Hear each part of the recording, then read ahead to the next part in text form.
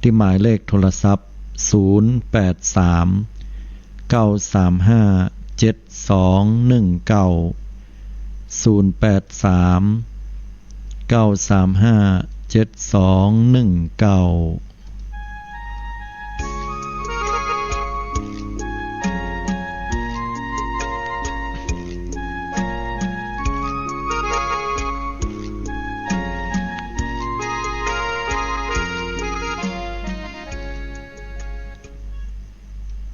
สาธุชนญาติโยมทุกท่านสำหรับค่ำคืนนี้ก็ได้มาปะกับบรรดาพี่น้องศรัทธาญาติโยมแห่งวาระครั้งหนึ่งหลังจากที่ห่างหายไปพอสมควรอาจจะโดยสาเหตุหลายๆประการแต่วันนี้ได้มานั่งอยู่ประจำที่นี่มาปะกับผู้ฟังทุกท่านก็คือเติงหากันอยู่เป็นธรรมดาเนาะซึ่งองค์สมเด็จพระสัมมาสัมพุทธเจ้าได้ตรัสไว้ว่าเมื่อเฮามีการปะกันก็ต้องมีการพรากจากกันเป็นธรรมดาทุกสิ่งล้วนแล้วแต่อนิจจังระหว่างที่เฮายังมีชีวิตอยู่เนี่ยเฮาควรที่จะให้ความสำคัญกับบุคคลที่เฮาคิดว่าเฮาฮักบุคคลที่เฮาคิดว่าเปิ้นปรารถนาดีต่อเฮาอยู่เคียงข้างคอยดูแลเอาใจใส่เป็นกำลังใจซึ่งกันและกันในขณะเดียวกันตรงกันข้ามกับบุคคลที่เป็นศัตรูหมู่ร้ายปรารถนาบ่ดีต่อเฮาก็ให้แผ่เมตตาคิดเห็นว่าเขาเป็นเพื่อนร่วมเกิดแก่เจ็บและตายกับเฮาฉะนั้นให้อยู่กับปัจจุบันให้อภัยกับบุคคลอื่นได้ง่ายชีวิตของเฮาก็จะมีความสุขง่ายเช่นเดียวกันรายการมองข่าวสารผ่านแสงธรรมในวันนี้ได้หยิบยกเอาเรื่องราวข่าวสารที่ปรากฏจดเจือตั้งสื่อต่างๆบ่ว่าจะเป็นทางโทรภาพสื่อทาง Facebook สื่อทาง LINE ก็ดีหรือทางโทรทัศน์หรือว่าทางหนังสือพิมพ์และหนังสือพิมพ์ออนไลน์ต่างๆตลอดจนถึงข่าวสารที่ทางสื่อได้นำเสนออาตมาภาพก็ได้นำเอามาอ่านข่าวเล่าข่าวให้ศรัทธาญาติโยมฟังประกอบกับการวิเคราะห์ข่าวด้วยหลักธรรมะให้กับศรัทธาญาติโยมได้รับฟังอันบ่มีเจตนาอื่นใดนอกเหตุจากว่าเป็นไปเพื่อการศึกษาและเป็นไปเพื่อการนำมาซึ่งธรรมะอันเผยแผ่ถึงศรัทธาญาติโยมลักษณะแบบปุคลาธิฐานเปรียบธรรมาธิฐานคือยกเรื่องราวเหตุการณ์ต่างๆบุคคลขึ้นในสื่อที่เปิ้นนำเสนอแล้วก็สอดแทรกธรรมะเข้าไปโดยบ่มีเหตุหรือว่าความตั้งอกตั้งใจอันใดเจตนาใดที่จะไปทำร้ายให้กับบุคคลที่เกิดขึ้นเป็นตัวอย่างในสื่อต่างๆเกิดความเสียหายเสียชื่อเสียงหรือมีอคติแต่อย่างใดแต่ก็มุ่งหวังให้เป็นอุทาหรณ์สอนใจนำเสนอโดยการวิเคราะห์ตามหลักธรรมคำสอนเรื่องราวเรื่องแรกที่ได้หยิบมาให้กับบรรดาสาธุชนญาติโยมทุกท่านในวันนี้ก็เป็นเรื่องราวที่ค่อนข้างที่จะได้รับฟังรับรู้กันพอสมควรนั่นก็เป็นเรื่องราวที่เกิดขึ้นจากสื่อที่ได้พาดหัวข่าวไว้บอกว่าแก๊งโจรอาวุธครบมือบุกปล้นวัดบุกปล้นพระล้วงชิงเงินในอังสะไปกว่า 100,000 บาทข้อมูลขอบคุณจากสนุก .com ของวันที่22กันยายน2563คือตะวันนี้เวลา 23:23 นาทีแก๊งโจรอาวุธครบมือบุกวัดปล้นพระล้วงชิงเงินในอังสะไปกว่า 100,000 บาทตุปี้ล่นตัวแต่ก็กลัวโดนยิงตะวันนี้เวลา 21 นาฬิกาคือหมายถึงข่าวเนาะคือวันก่อนละแต่เปิ้นบอกว่าตะวันเนี่ยเวลา 21 กันยายน2563เวลา 21 นาฬิกาหรือว่า 3 ทุ่มร้อยตำรวจเอกกิตติศักดิ์อุดมรักษ์รองสารวัตรสอบสวนสถานีตำรวจภูธรบางประหันอำเภอบางประหันจังหวัดพระนครศรีอยุธยาก็ ก็ได้รับแจ้งมีเหตุคนหายได้ใจปืนและมีดเข้าไปปล้นสตางค์ของพระที่วัดดอกไม้หมู่2ตำบลหันสังอำเภอประหันจังหวัดพระนครศรีอยุธยาก็ไปตรวจสอบที่เกิดเหตุพร้อมถึงเจ้าหน้าที่ตำรวจพิสูจน์หลักฐานพระนครศรีอยุธยาเจ้าหน้าที่ตำรวจชุดสอบสวนที่เกิดเหตุก็พระเจ้าบ้านและก็พระสงฆ์องค์เจ้ากำลังยืนพอเหตุการณ์เป็นจำนวนนักก็ปะกับพระสมุเกียรติคุณอายุ28ปีรักษาการเจ้าวาดก็นั่งรอเจ้าหน้าที่ตำรวจอยู่ในอาการสะดุ้งตกอกตกใจก็เล่าเหตุการณ์ให้ฟังว่าช่วงเวลาประมาณได้8โมงกึ่งเมื่อคืนเนี่ยหรือว่า2ทุ่มเกิงระหว่างที่กำลังนอนอยู่หันก็ได้มีคนมาต่อยที่ตังหน้าต่างก็ไผมาต่อยตังหน้าต่างนี่จ้าว่านั้นก็เลยเปิดผ้าม่านพอก็บ่ปะไผ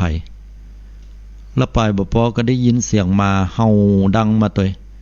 ก็เลยเปิดประตูออกมาพอปอโทษตอนนั้นบัลลักกักเกกคนหายเป็นพ่อชายวัยรุ่น4คนแต่ละคนนั่นก็ซุบหมวกอีวอกเนี่ยหมวกไหมพรมอีวอกแล้วก็ใส่หมวกกันน็อกตัวกระโดดข้ามหัวแล้วก็ยู่ประตูเข้ามาในกุฏิคนหายก็ใจอาวุธปืนแล้วก็มีดจี้ตัวเก่าสั่งให้ตัวเก่าก้มหน้าลงเหมือนในละครเลยเนาะจากนั้นคนหายก็โค่นตัวก็เอาเงินที่อยู่ในอังสะไปเป็นเงินจำนวน 130,000 บาทซึ่งก็เป็นเงินที่เกียมเอาไว้จ่ายให้9วัตถุมงคลที่สร้างเอาไว้เพื่อจะแจกจ่ายให้ญาติโยมที่ร่วมในงานกฐินที่จะถึงนี้พระธนเทพอายุ22ปีก็ได้กล่าวว่าตัวเก่าก็ได้ยินเสียงเหมือนกันนะว่าเหมือนมีอะไรอย่างจะตกลงก็เลยเปิดประตูออกมาพอก็ปะว่าคนหายกำลังโล่นหนีก็เลยพยายามจะไล่ตัวแล้วแต่ก็บัดตันมันมีถึงมีดแล้วก็ปืนตัวเก่าก็กลัวว่าคนหายก็จะได้ใช้อาวุธปืนยิงมาถ้ามันมีปืนเนี่ยก็ยิงสวนมานี่ก็ลำบากละคนหายก็ได้เนี่ยหมวกกันน็อกที่ใส่ไว้เนี่ยตกในที่เกิดเหตุอยู่1แก่นเอาไว้ดูต่างหน้าแล้วก็ลบหนีออกจากวัดไปเบื้องต้นเจ้าหน้าที่ตำรวจก็ได้เร่งเก็บหลักฐานลายมือแฝงของคนหายในที่เกิดเหตุพร้อมทั้งสืบสวนพยานที่ปะกับคนหายและก็พยานต้องสงสัยถึงก่อนหน้าและช่วงเวลาเกิดเหตุคนหายก็น่าจะรู้ความเคลื่อนไหวในวัดแล้วก็รู้ว่าตั้งวัดมีเงินอยู่จำนวนนักตัวอันนี้เปิ้นนำเสนออีกก็ยังบัดได้ปะกับคนหายเตอเนาะก็ต้องดำเนินคดีกันตอนนี้ก็ต้องไปเสาะหาผู้ที่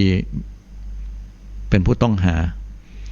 จะว่าไปเรื่องราวต่างๆนี่ก็สลดหดหูใจเนาะญาติโยมทั้งหลายเอาไปเอามาดูหนังดูละครย้อนพอตัวเก่าให้เฮาก็กลัวเหมือนกันเด้อญาติโยมทั้งหลายเด้อแต่มาป้นเฮานี่เฮาถึงบ่มีหยังเฮาจะมีก็มีก็ขนมขึ้นมานั่นน่ะก็ไม่เอานะก็จะมีอย่างแหมในนี่มันบ่มีหยังเนาะมีไม้อันนึงอันนี้มีอะไรอย่างคอมพิวเตอร์เครื่องคือว่าไปว่ามาเนี่ยศรัทธาญาติโยมทั้งหลายเงินทองเนี่ยมันเป็นเรื่องที่สำคัญเนาะในยุคที่เศรษฐกิจบ่ดี1ละ2ในยุคที่การเมืองบ่นิ่ง3ในภาวะที่เกิดโรคระบาดบอกว่าจะเป็นโรคโควิด -19 ก็ดีหรือว่าโรคชิกุนกุนย่ามันเป็นเหตุเป็นปัจจัยให้เขายากหมากแปลงเงินทองนี่ก็บ่ค่อยมีกันโจรมันก็เลยชุกชุมใหญ่ก็เป็นที่มาว่าขนาดวัดวาอารามเป็นเขตอภัยทานแต่มันยังกระโดดกำแพงข้ามมาเปี่ยเอามีดเอาผ้าเข้ามาหาแผ่วตัวเจ้าล่างบาล่างนี่มันจะมาทำร้ายตัวเจ้านะเนาะเอามีดฟันกะเนาะบักให้กึดภาพนั่นเลยโจรใจบาปหยาบช้าขนาดวัดวาอารามมันก็บละชีวิตตัวเจ้านี่ก็บ่ปลอดภัยเหมือนกันญาติโยมทั้งหลายฉะนั้นแล้วเนี่ยความบ่ประมาทขาดสตินี่เป็นเรื่องที่จำเป็นเหลือเกินยิ่งพระสงฆ์องค์เจ้าท่านก็พออย่างบอดตันเจ้าบ้านเหมือนกันเด้อญาติโยมบางครั้งพระสงฆ์ก็ต้องติดตามข่าวเหมือนกันฉะนั้นแล้วก็ ก็ต้องระมัดระวังเรื่องราวต่างๆเหล่านี้ญาติโยมได้ฟังดังนี้ก็ไปอู้ให้ตุลุงตุป้อตุปี้ไปฟังโดยให้เนนโดยกลางค่ำกลางคืนได้ยินเสียงอย่างอลกกกกากนี่ก็ต้องระมัดระวังแต่ละวัดที่ยังบ่ติดกล้องวงจรปิดเนี่ยก็ควรจะติดละกรรมการบ่ต้องไปคิดจิเนอะเพราะว่ายุคสมัยบัดเดียวนี่มันจำเป็นแล้วโยมนะมันก็ยิ่งกว่ามาที่เฝ้าวัดเฮาเนี่ยมามันก็ดีนะมันเฮาแต่ว่ามันบ่เป็นหลักฐานที่เฮาจะเอาดำเนินคดีในชั้นศาลได้ฉะนั้นเป็นสิ่งที่สำคัญพระสงฆ์องค์เจ้าต้องรอบคอบต้องระมัดระวังนะก็ด้วยความเป็นห่วงถวายความเป็นห่วงไว้กับพระสงฆ์แล้วก็ฝากศรัทธาญาติโยมไว้ได้ช่วยกันดูแลวัดวาอารามตัวเนาะอันนี้ก็ด้วยความบ่ประมาทนะก็ลักตัวนี้ก็คือว่าถ้าเป็นตุเจ้านะในเรื่องเนี้ยก็บอกควรที่จะประมาทนะโดยเฉพาะในเรื่องของลาภสักการะเงินทองเอาไว้กับตัวนี้อันตรายไว้เป็นแสนเงี้ยมันเป็นเรื่องราวที่เสี่ยงต่อการจะถูกปล้นฉะนั้นพระคุณเจ้าบอกควรที่จะกำเงินไว้เป็นจำนวนนักเพื่อนก็มีวิยาวัจกรให้แล้วก็บ่ยากนะก็เพียงแค่บอกให้วิยาวัจกรพูกไปเอาบ้านลุงแก้ววิยาพุ่นเนอก็จบข่าวบ่ต้องไปพกไว้แล้วเป็นเป้าสายตาระมัดระวังกันให้ดีตัวบ่อย่างนั้นแล้วนี้อาจจะได้รับอันตรายเกิดขึ้นแก่ตนแก่ตัวของท่านได้ถ้าอู้ถึงละอ่อนวัยรุ่นหรือว่าคนหนุ่มวัยรุ่นก็แล้วแต่ที่มันขึ้นกำแพงมาคนเฒ่าคงบ่ขึ้นกำแพงเนาะฟังพอเนี่ยน่าจะเป็นวัยรุ่นลากไปจนถึงคนอายุบ่เกิน30อันนี้เป็นการคาดเดาอาตมานะเพราะว่ามันขึ้นกำแพงเนี่ยรวดเร็วโดดลงมาเนี่ยหัวเข่าบดีเนี่ยดีบดีล่างบล่างเนี่ยสะบ้าหัวเข่าลุดได้แต่อันเนี้ยมันเหมือนกับวัยรุ่นเลยฉะนั้นแล้วก็มูนี้นี่ถือว่าขาดหิริความละอายแก่ใจและโอตตัปปะความเกรงกลัวสะดุ้งตรวจต่อผลของบาปคือบอกกลัวกฎหมายบ้านเมืองสถานที่ที่เปิ้นให้อภัยทานเป็นที่สำรับให้อภัยเป็นที่สำหรับปฏิบัติสวดโยโกห้องมันก็บ่สนใจละเข้ามาชิงเอาเงินจากตู้เจ้าไปอันนี้ก็เป็นเรื่องที่น่าสลดหดหูใจเพราะว่าขาดหลักธรรมเหล่านี้ไปแล้วสังคมโลกนี้ก็มีแต่ความวุ่นวายฉะนั้นก็ต้องระมัดระวังไว้ตัวเนาะฝากไว้เรื่องแรกเป็นอุทาหรณ์สอนใจสำหรับพระสงฆ์องค์เจ้าและญาติโยมนะทีนี้ก็มาพอกันแห่งเรื่องหนึ่งเนาะเรื่องนี้ก็เป็นเรื่องที่อู้ถึงตังวัดเหมือนกันแต่ว่าเรื่องราวนี้มันจะเป็นเรื่องเกี่ยวกับตังวัดอย่างใดพ่องก็มาฟังมอบตัวแล้วตำรวจหญิงหรือว่าตำรวจไม่หญิงบุกยิงสาวดับคาวัดสารภาพเคยคบกันแล้วก็เคี้ยวหัวกันเรื่องทรัพย์สินจากสนุก .com ในวันที่21กันยายน2563เวลา 16:57 นาที10ตำรวจตรีหญิงมอบตัวแล้วหลังก่อเหตุอุกอาจบุกยิงแม่ค้าสาวดับคาวัดคณะใส่บาตรปมผู้ตายเนี่ยทวงทรัพย์สินที่ฮื้อคืนจากกรณีสะเทือนขวัญของนางสาวลินลดาอายุ39ปีแม่ค้าขายกระเป๋าออนไลน์ก็ถูกคนหายใจอาวุธปืนจ่อยิงคณะใส่บาตรที่วัดนิมมานรดีเขตบางแคกรุงเทพมหานครตำรวจสถานีตำรวจภูธรภาษีเจริญเชิญตัวนางสาวมณีรัตน์อายุ52ปีแม่บ้านของคนตายเปิดเผยว่าหันเหตุการณ์ที่เกิดขึ้นบ่ชัดเจนและก็ปะเพียงคนหายใจปืนยิงนายจ้างของตัวเก่าอย่างอุกอาจส่วนสาเหตุการสังหารก็บ่ฮู้เรื่องเหมือนกันและก็บ่สามารถระบุได้ว่าคนหายคือป้อจายกับว่าแม่นยิงโดยที่ผ่านมาคนตายก็มักจะมาทำบุญที่วัดนิมมานรดีเป็นประจำขณะที่นายเนินตรีวินจักรยานยนต์นายเนินตรีเป็นวินจักรยานหรือว่าคนขับรถเครื่องรับจ้างภายในวัดนิมมานรดีก็อู้ให้ฟังว่าตัวเก่าเนี่ยบ่ได้อยู่ในเหตุการณ์นะ แต่จากการสอบถามข้อมูลของละออนวัดหรือว่าขโยมก็อู้ให้ฟังว่าก่อนเกิดเหตุคนตายและก็ผู้ก่อเหตุก็มีปากมีเสียงกันอึกอักกันนะถึงขั้นที่รุนแรงก่อนที่คนหายก็จะลงมือนะเหนี่ยวคอคนตายก็คือว่ากดคอลงแล้วก็ใจปืนยิงนะใจปืนยิงแล้วก็คนตายนั้นก็ล้มลงต่อหน้าพระสงฆ์ที่กำลังรอรับบาตรบริเวณหน้าพระอุโบสถส่วนตัวเชื่อว่าผู้ก่อเหตุครั้งนี้น่าจะเป็นคนใกล้ชิดกับคนตายจากข้อมูลก่อปะว่าคนตายก็จะเดินทางมาทำบุญในช่วงเจ้าอยู่เป็นประจำคู่วันนะหรือบางครั้งก็มากับคนใกล้ชิดตัวแล้วก็จะมีการอู้ถึงมูลเหตุจูงใจว่ามาจากเรื่องของชู้สาวส่วนเรื่องแต้บัดแต้ตำรวจได้รวบรวมพยานหลักฐานและข้อมูลภายในวัดไปหมดแล้วทางด้านพระธรรมโพธิมงคลเจ้าอาวาสวัดนิมมานรดีได้ให้กำกึดหรือว่าแนวคิดว่าในพื้นที่วัดเป็นเขตอภัยทานคนก่อเหตุจะต้องหูได้ด้วยตัวเก่าว่าเหตุการณ์ที่เกิดขึ้นรวมถึงการกระทำของคนก่อเหตุเหมาะสมหรือไม่ส่วนจะผิดก็ว่าจะถูกอย่างใดต่างวัดบ่เกี่ยวข้องเพราะว่าเป็นเรื่องของต่างโลกเนื่องจากวิบากกรรมของแต่ละคนบ่สามารถที่จะไปกำหนดได้จะได้เหี่ยก็ตามก็มีรายงานแจ้งว่าชุดสืบสวนกองบังคับการตำรวจ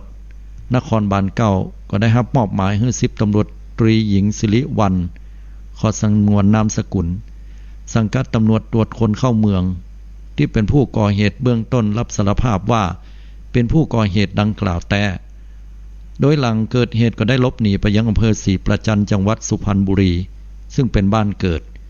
ขณะนี้อยู่ระหว่างการนำตัวมาสืบสวนสอบสวนขยายผลถึงเหตุการณ์ที่เกิดขึ้นทั้งหมดด้านพันตำรวจเอกภคพลเล็กท่าไม้ผู้กำกับการสถานีตำรวจภูธรศรีประจันก็เปิดเผยกับครอบครัวของ10ตำรวจตรีหญิงสิริวรรณได้นำบุตรสาวเข้ามอบตัวกับตำรวจเพื่อลงบันทึกประจำวันก่อนที่พนักงานสอบสวนสถานีตำรวจภูธรศรีประจันจะประสานส่งตัวให้ตำรวจสถานีตำรวจภูธรภาษีเจริญเพื่อมาดำเนินคดีในฐานความผิดฆ่าคนตายจากการสอบปากคำเบื้องต้นผู้ต้องหาก็รับสารภาพนะว่าหลังก่อเหตุก็ยิงนางสาวลินลดาไว้39แต้เสร็จเรียบร้อยแล้วก็ได้ขับรถหนีไปยังบ้านเกิดเหือปิเหือปังก่อนที่จะอู้เรื่องราวถึงโม้ถึงครอบครัวฟังว่าอีพ่ออีแม่น้องได้ฆ่าคนตายครอบครัวก็เลยพาผู้ก่อเหตุเข้ามามอบตัวบอกว่าอีล่ามอบตัวให้เตอะโดยสาเหตุก็รับสารภาพเลยบอกว่าก่อนหน้านี้อยู่กินกับคนตายที่แฟลตตำรวจแต่ระยะหลังเนี่ยมีปากมีเสียงกันบ่อยครั้งถึงขั้นมีการทวงทรัพย์สินที่คนตายฮื้อและข่มขู่จะนำเรื่องทรัพย์สินไปเปิดเผยให้กับผู้บังคับบัญชาการระดับสารวัตรหากบอกคืนถ้าบอกเอาสตางค์หรือว่าทรัพย์สินที่ฮื้อไปบอกคืนมาเนี่ยระวังให้ดีจะเอาความลับนี้ไปบอกเจ้านายละว่าอย่างนั้นก็ย่าฮื้อก่อเหตุวิตกจริตเครียดกับเรื่องราวถึงหมดจนกระทั่งวันที่19กันยายน2563ถึง2ก็ได้นัดมาปะกันเพื่อเจรจาคืนทรัพย์สินในวันที่22กันยายน2563กระทั่งว่าเกิดเหตุดังกล่าวเกิดขึ้นอันนี้ก็เป็นเรื่องราวของตำรวจแม่ยิงในข่าวแห่งบางข่าวนี่ก็บอกว่าเป็นตำรวจแม่ยิงที่เป็นทอมว่าอย่างนั้นก็เกิดความหึงหวงตัวก็แล้วแต่การจะนำเสนอข่าวแต่ในข่าวนี้ก็บอกว่าเป็นเรื่องของความผิดใจกันเรื่องทรัพย์สินที่บ่สามารถเคลียร์กันได้มันเป็นเรื่องปกติธรรมดาที่เกิดขึ้นในสังคมเนาะความบ่เปิงอกเปิงใจบ่พอใจซึ่งกันและกันแต่สิ่งหนึ่งที่มันบ่ธรรมดานั่นก็คือสถานที่อันนี้ก็เรื่องนี้ก็เหมือนกันเลยว่าภัยมันเกิดขึ้นในเขตอภัยทานได้มันเป็นเรื่องที่น่าสลดหดหู่เศร้าใจว่าคนเฮาบ่เดียวบอกว่าที่ไหนละกาเฮาก็จะบ่มีการเว้นสมัยตะก่อนเวลาเพิ่นสิยิงหยังกันนะในเขตวัดเขตว่าจะฆ่าสัตว์ตัดชีวิตเพิ่นก็บอกว่านี่ในเขตวัดจะถมน้ำลายคายน้ำหมากเพิ่นก็บอกว่าเขตวัดบางวัดเนี่ยรองเท้าเนี่ยเกือบ เกิบของเฮาแคปของเฮาเปิ้นก็ยังถอดบ่ซุบเข้าวัดก็มีบางวัดถึงขั้นที่บ่ได้ขับถ่ายบ่ได้ถ่ายนักถ่ายเบาในวัดก็ยังเอาห้องน้ำห้องตาไปสร้างอยู่ในเขตนอกวัดเลยอันนี้ก็ด้วยความเคารพมีสัตว์สิ่งหิ่งห้อยอันใดที่เปิ้นปล่อยก็ดีบอกว่าจะเป็นหมาบอกว่าจะเป็นแมวเป็นนกเฮาก็ถือว่าเป็นเขตอภัยทานถ้าวัดนั้นๆมีน้ำมีน้ำบ่อน้ำอยู่หรือว่ามีขุดคลองขุดน้ำไว้ก็แล้วแต่เปิ้นเอาป่าเอาอย่างไปปล่อยเปิ้นก็บ่ยับมากินกันแต่อันนี้คนถึงคนเนี่ยมาฆ่ากันในวัดและบุคคลที่เฮาพิจารณาแล้วเนี่ยเป็นถึงตำรวจบ่ใช่ไอ้แก้วไอ้คำที่ขี้เหล้าเมายาเหตุที่ไหนมันเกิดอย่างขึ้นกับสังคมนี้ญาติโยมจะว่าไปก็คนเฮานี่อู้กันเป็นกลางๆเนาะเปิ้นว่ายิ่งเหียนสูงขึ้นเท่าใดเนี่ยคนเฮาจะพัฒนา IQ วุฒิภาวะทางสมองสภาวะทางสมองคือความเฉลียวฉลาดเนี่ยนักขึ้นไปแต่มนุษย์คนเฮาเนี่ยขาดการระลึกถึง EQ คือวุฒิภาวะทางอารมณ์ที่จะต้องจัดการเรื่องอารมณ์ตัวเก่าต้องคอยควบคุมอย่างที่จะควบคุมได้ก็คือศีลธรรมนี่แหละโยมฉะนั้นดังเปิ้นบอกว่าศีลธรรมไม่กลับมาโลกาจะพินาศเนี่ยมันแต้นะก็ยังเอี้ยกันน่ะอยู่ดีกินได้ยิงใส่กันเนี่ยด้วยความบ่เปิงอกบ่พอใจเช่นได้ยังบ่ไปยิงกันนอกวัดมันบ่กึดก็ถ้ามันไปจับไปโดนใส่ตุลุงตุป้อแล้วเนี่ยที่เปิ้นหับบาทล่างบ่ล่างก็ได้เป็นศพอยู่หั่นน่ะดีบ่ดีคนขายของก็ดีหรือว่าคนมาทำบุญในวัดก็พลอยจะโดนลูกหลงไปตัวแล้วพอโดนลูกหลงแล้วตายไปเนี่ยก็ถือว่าซวยนะมันเป็นเรื่องที่น่าสลดหดหูเนาะว่าคนสังคมบัดเดี๋ยวนี้เปลี่ยนไปกันนักฉะนั้นแล้วศีลธรรมเนี่ยเป็นสิ่งที่สำคัญที่สุดญาติโยมทั้งหลายก็ต้องมีสติให้นักขึ้นต้องเรียนรู้การให้อภัยซึ่งกันและกันจะได้เหตุก็ตามก็ต้องใจในสิ่งที่ประนีประนอมต่อกันกึดถึงใจเปิ้นใจเฮาเนาะอันใดก็ตามก็จะต้องกึดกันให้ดีก่อนที่จะย่าอย่างลงไปพ่อแม่จะเสียใจกะคนรอบข้างเราจะว่าใดกะเพราะฉะนั้นคนเฮาบัดเดียวเนี่ยใจฮ้อน